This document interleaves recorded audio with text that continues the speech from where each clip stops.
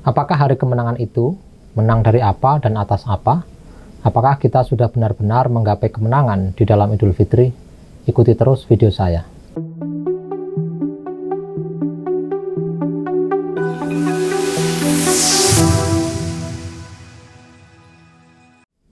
Sebelum kita membahas apa itu kemenangan dalam Idul Fitri, alangkah baiknya kita bahas terlebih dahulu pengertian puasa. Karena Idul Fitri dan puasa di dalam bulan Ramadan adalah dua hal yang saling berkaitan dan tidak bisa dipisahkan. Secara bahasa, puasa berasal dari bahasa Arab yang berarti menahan. Puasa yang berarti menahan ini juga disebut dalam Quran surat Maryam ayat 26 yang mengisahkan janji Maryam pada Allah untuk tidak berbicara pada siapapun. Inni nadartu lirrahmani shauman falan ukallimal yauma insiya. Dalam ayat ini, Maryam atau Maria, Bunda Yesus Kristus berkata bahwa ia bernadar pada Tuhan untuk berpuasa, di mana yang dimaksud puasa di sini adalah menahan diri untuk tidak berkata-kata pada siapapun. Sedangkan secara syarak, puasa adalah menahan diri dari segala sesuatu yang membatalkannya. Secara spesifik, yang dapat membatalkan puasa adalah makan, minum, dan berhubungan seksual. Sebenarnya, puasa adalah metafora dari pengendalian atas hawa nafsu yang jika dilakukan secara berlebihan dan dengan cara tidak baik, maka akan menimbulkan bencana dan kerusakan. Ironinya, di saat masuk bulan Ramadan yang seharusnya menjadi bulan pengendalian diri, justru menjadi arena perlombaan konsumsi. Banyak orang berlomba-lomba untuk melipat gandakan konsumsinya. Kita mesti sadar bahwa dari sebagian besar apa yang kita konsumsi saat ini, ada keringat buruh yang dihisap di dalam sistem kerja industrial yang tidak manusiawi. Bahkan di China, ada sistem kerja buruh yang disebut dengan 996, yang berarti bekerja mulai dari pukul 9 pagi hingga pukul 9 malam selama 6 hari. Betapa mengerikannya orang yang berada dalam sistem kerja seperti itu. Mereka telah direnggut kebebasannya, tak ubahnya mesin yang dipaksa untuk terus berproduksi, dan tidak mendapatkan apa-apa yang mereka produksi selain hanya keterasingan. Padahal mereka adalah manusia yang punya perasaan dan hak untuk mendapatkan kebahagiaan. Di sekitar kita juga masih sering kita dengar banyak sekali buruh yang diperlakukan tidak adil. Tak hanya keringat buruh, sebagian besar komoditas yang kita konsumsi juga ada jejak karbon yang menjadi penyebab utama dari krisis iklim yang saat ini tanda-tanda kerusakannya sudah di depan mata.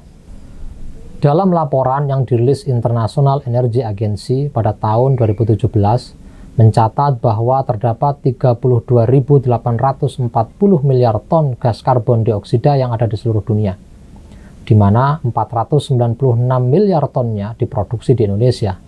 Inilah yang menyebabkan kenaikan suhu bumi yang memicu gelombang panas, mencairnya es di kutub utara, badai, dan lain sebagainya. Bahkan di beberapa kawasan di bumi ada yang telah mencapai suhu 50 derajat Celcius. Misalnya, sejak tahun 2016 lalu, suhu udara di Kuwait mencapai 50 derajat Celcius dan bahkan terus meningkat hingga pernah mencapai suhu terpanasnya 70 derajat Celcius. Demikian juga dengan di India. Saat diterpa gelombang panas ekstrim, suhu harian rata-ratanya 42 derajat Celcius. Bahkan di kota Ahmedabad, suhu bisa mencapai 48 derajat Celcius. Sedangkan di Pakistan, pada saat dilanda gelombang panas pada tahun 2015, suhu di kota Karachi bisa mencapai 45 derajat Celcius yang menewaskan ratusan orang. Dengan demikian, sangatlah penting bagi kita menghayati puasa di bulan Ramadan dalam konteks kehidupan yang timpang, rusak, dan porak-poranda seperti sekarang. Puasa mesti kita maknai secara progresif, tidak hanya sebagai arena penempaan diri secara spiritual, tapi juga sosial. Karena bagaimanapun juga yang spiritual menurut saya selalu melekat pada yang sosial dan bahkan yang material. Melekat pada persoalan gegap gempita kehidupan umat manusia.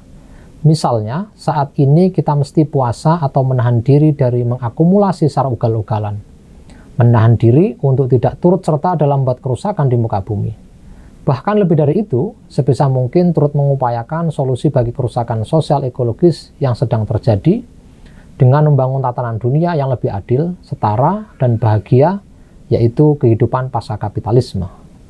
Jangan sampai puasa kita hanya mendapat lapar dan dahaga, seperti sabda Rasulullah SAW, "Kam min sha'imin laisa lahu min syamihi ilal ju'." Banyak orang saat ini berpuasa, tapi sebenarnya nggak dapat apa-apa selain hanya lapar saja. Secara sederhana, yang dimaksud orang yang berpuasa tapi hanya mendapat lapar adalah orang yang berpuasa tapi tidak menghayati nilai-nilai dalam puasa. Selanjutnya, apa itu Idul Fitri? Ada yang mengartikan Idul Fitri sebagai hari yang diperbolehkan makan atau kembali makan. Ada juga yang mengartikannya sebagai kembali kepada fitrah. Secara bahasa, kata Id dalam Idul Fitri berarti kembali, dari akar kata ada. Juga bisa diberi arti kebiasaan yang merupakan turunan dari kata al-adah. Karena memang kaum muslimin merayakan 1 Syawal sesuai dengan adat dan kebiasaan mereka masing-masing. Sedangkan kata fitri berarti makan. Berasal dari kata aftara yuftiru yang berarti berbuka atau tidak lagi berpuasa. Dengan demikian, jika kita gabungkan, Idul Fitri berarti hari diperbolehkannya bagi kaum muslim untuk makan atau kembali makan setelah berpuasa di bulan Ramadan. Namun sering juga Idul Fitri dimaknai sebagai kembali ke fitrah yang berarti suci. Ketika digabungkan akan menjadi Idul Fitrah. Kemudian manakah yang benar? Hari raya makan atau kembali makan ataukah hari kembali kepada kesucian? Semuanya benar. Tentu dengan konsekuensi yang berbeda-beda. Jika dipahami sebagai hari diperbolehkan untuk kembali makan, maka selesai sudah obrolan kita. Karena memang syarat-syarat orang muslim dilarang berpuasa di hari raya. Ini juga sebenarnya sejalan dengan kata lebaran yang kerap kita dengar di tengah masyarakat kita. Ini berasal dari kata lebar, yang berarti usai atau tunai sudah puasanya. Jika kita pilih pengertian yang kedua, yakni kembali ke fitrah, kembali ke suci, tentu dengan syarat. Selama berpuasa di bulan Ramadan, kita tidak hanya dapat laparnya saja, tapi makin meningkatkan iman kita pada Allah, menjadi semakin baik secara personal dan sosial, semakin peduli dengan kondisi sosial ekologis yang sedang rusak yang melingkupi kehidupan kita.